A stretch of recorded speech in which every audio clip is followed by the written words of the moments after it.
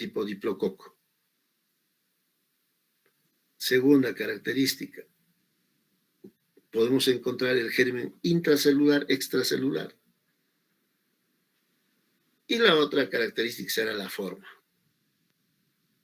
La forma, grano de café.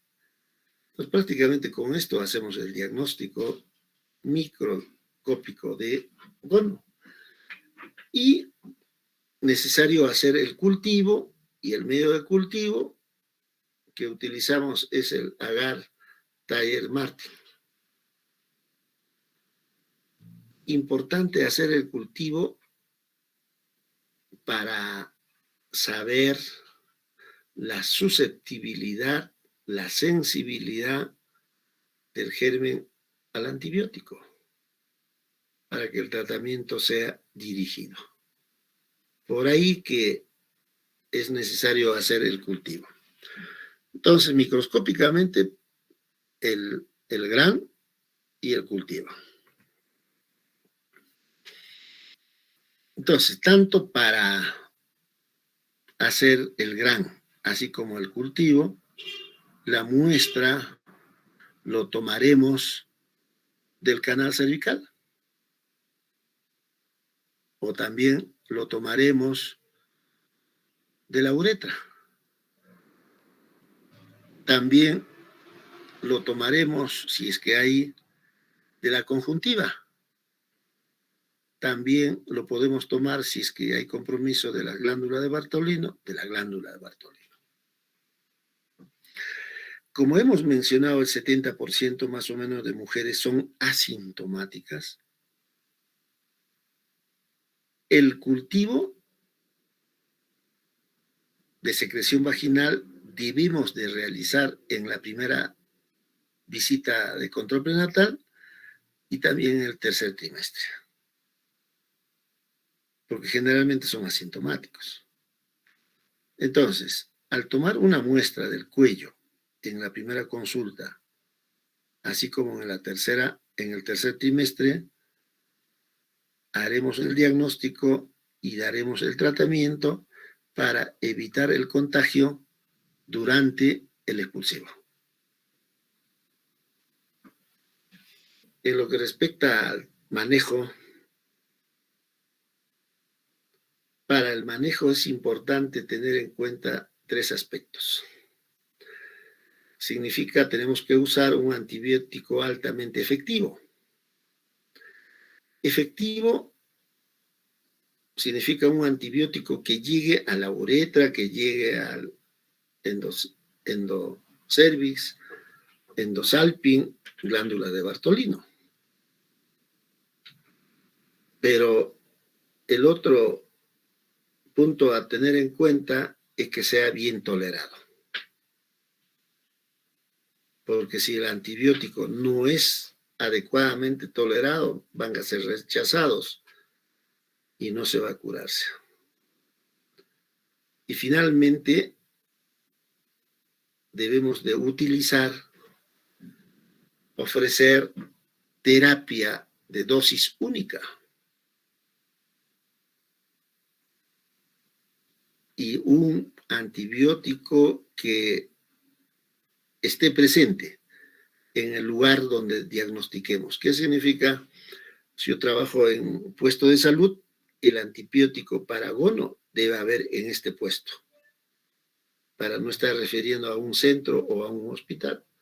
Y si estoy en un centro, lógicamente debemos tener antibióticos para gono. Y con mayor razón será pues en los hospitales. Esos son los 3 pilares para un manejo adecuado de gono. Que sea efectivo, que sea bien tolerado y en lo posible utilizar antibiótico dosis única. Cuando utilizamos el antibiótico, generalmente en 1 a 2 semanas la infección remite, la infección cura. Si es que el antibiótico que hemos usado es lo indicado. Por lo tanto, cuando uno habla de gono, generalmente usamos ceftriaxona. que es una cefalosporina de tercera generación, y dosis única. Dosis única. ¿Cuánto es la dosis que debemos de usar ceftriaxona? 250 miligramos. 250 miligramos por vía intramuscular, dosis única. Es lo que se emplea. Hay casos en los que podemos usar antibióticos combinados,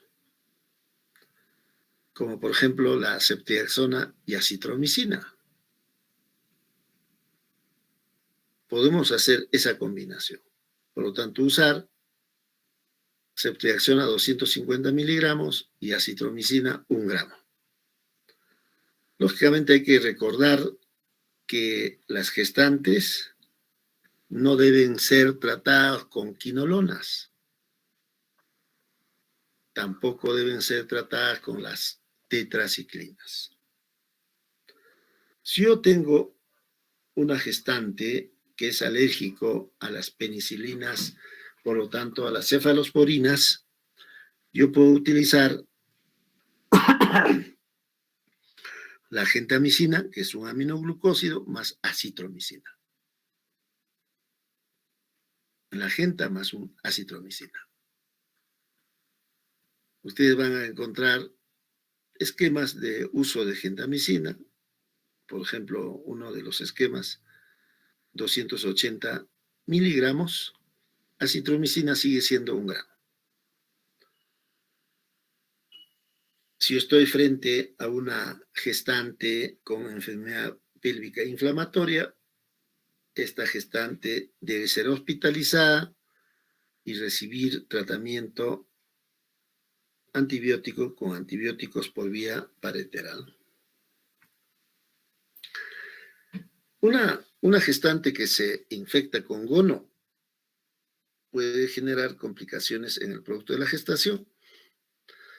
Entonces, la gestante puede presentar aborto en forma espontánea, puede presentar parto pretérmino o prematuro, o tener bajo peso al nacer o pequeño para la edad gestacional, puede generar una ruptura prematura de membranas.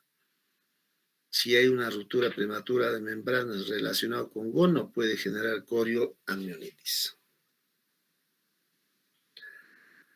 Ahora, el riesgo de estas complicaciones es aproximadamente 2 a 5 veces mayor que las gestantes que no presentan gono. Entonces, 5 veces más probabilidad, ¿no? Significa 5 veces más probabilidad de abortar, de tener parto pretérmino, de tener RPM, corioamnionitis, 5 veces más probabilidad. Y la preocupación nuestra es que tiene que ser diagnosticada, debe ser tratada, y con eso evitamos la transmisión al producto de la gestación. La transmisión de gono de una gestante infectada no tratada puede ser hasta 50%. Hasta 50%. Como hemos mencionado, durante el embarazo habrá pues prematuridad. Si es que no hemos tratado, puede haber infección localizada. Infección localizada se refiere básicamente a una conjuntivitis. También puede haber infección si es que hay lesiones a nivel del cuero cabelludo, abscesos de cuero cabelludo, o puede haber también infección diseminada en el producto de la gestación. Y finalmente podrá haber también una oftalmia neonatorum. Y se ha visto que si durante el expulsivo el producto de la gestación se aspira, puede haber compromiso a nivel de la faringe. una faringitis. Puede haber también una infección tipo proctitis, recto. Uretra también, ¿no? Uretritis.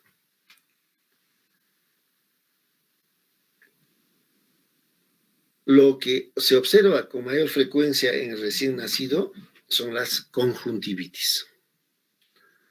Y las conjuntivitis generalmente son mucopurulentas o purulentas, y esta conjuntivitis se va a presentarse entre 3 a 5 días de haber nacido. Me imagino en neonatología les ha dicho, un recién nacido puede tener conjuntivitis por 3 razones. Una, conjuntivitis química; 2, conjuntivitis gonocócica; y 3, clamidiásica. Hay que hacer el diagnóstico diferencial para hacer el tratamiento correspondiente. Todos los niños que tienen conjuntivitis van a presentar un exudado profuso, exudado abundante y edema de párpados, como se observa en esta imagen, ¿no? Edema palpebral. Y a partir de la conjuntiva puede diseminarse, puede extenderse, llegar a la córnea y generar una infección a nivel de la córnea. Y cuando ocasiona una infección a nivel de la córnea, va a ocasionar una úlcera, una ulceración. Estas úlceras corneales,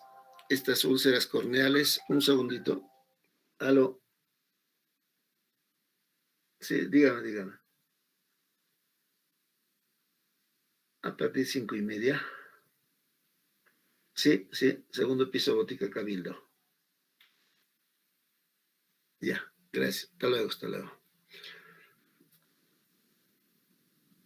Entonces, a pesar de que se controle la úlcera corneal, pero va a quedar una cicatrización, una lesión cicatricial que puede generar alteraciones visuales. Por lo tanto, si uno sospecha una conjuntivitis gonocócica, clínicamente podemos hacer el diagnóstico, pero si queremos precisar, haremos el cultivo y siempre hacer el diagnóstico diferencial. ¿Con qué? Con la conjuntivitis química y la clamidiásica. Me imagino en neonatología han hablado sobre eso. El tratamiento, igual en neonatitos, ceftriaxona, dosis única, 25 a 50 miligramos por kilo de peso, por vía endovenosa o intramuscular. A este tratamiento parenteral uno puede asociarlo a antibióticos tópicos. Porque si nosotros administramos solo tópicamente, muchas veces es insuficiente. Por lo tanto, es mejor también administrar parenteralmente. En caso de gono, además de administrar antibióticos tópicos en forma tópica, además de administrar antibióticos parenterales, se tiene que hacer irrigación, o los ojos deben de irrigarse frecuentemente con solución salina hasta que la secreción desaparezca.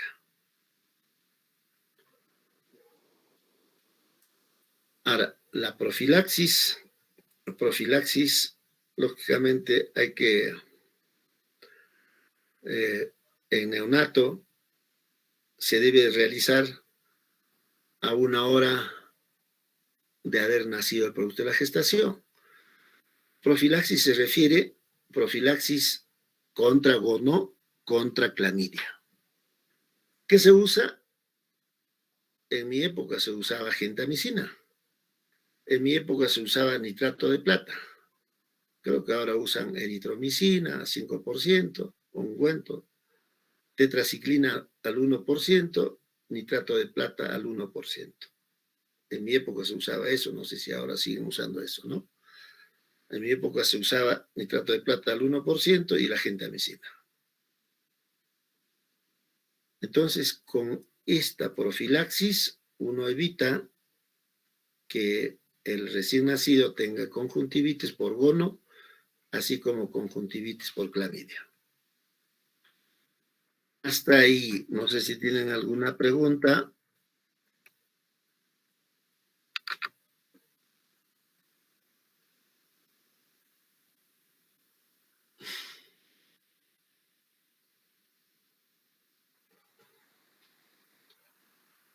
¿Ninguna pregunta?